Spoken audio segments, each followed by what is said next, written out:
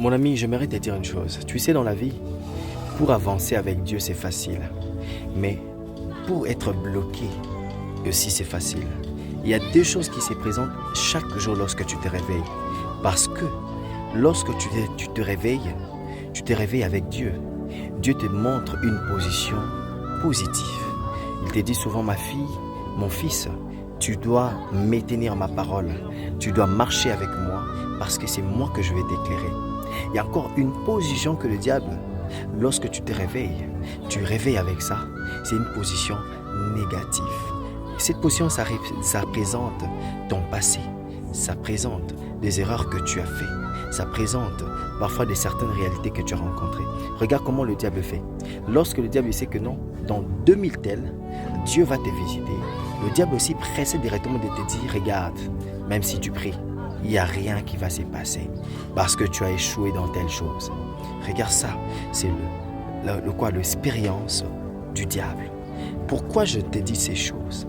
C'est là que j'aimerais te dire, mon ami, dans ce monde que tu vis, c'est un environnement est déjà rempli dans de mauvaises choses.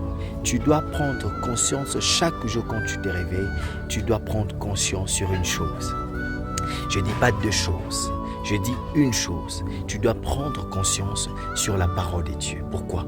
Parce que lorsque tu te réveilles chaque jour, avant de faire d'autres choses, tu prends la considération sur la parole de Dieu. Tu lis par exemple 2 versets, 3 versets. Tu prends le temps de prier sur ça et tu demandes l'aide du Saint-Esprit. Mon ami, dans toutes choses que tu vas faire, c'est là où tu vas rencontrer des réussites. Et ça sera impossible que tu sois localisé par le diable. Parce que le diable aime les distraits.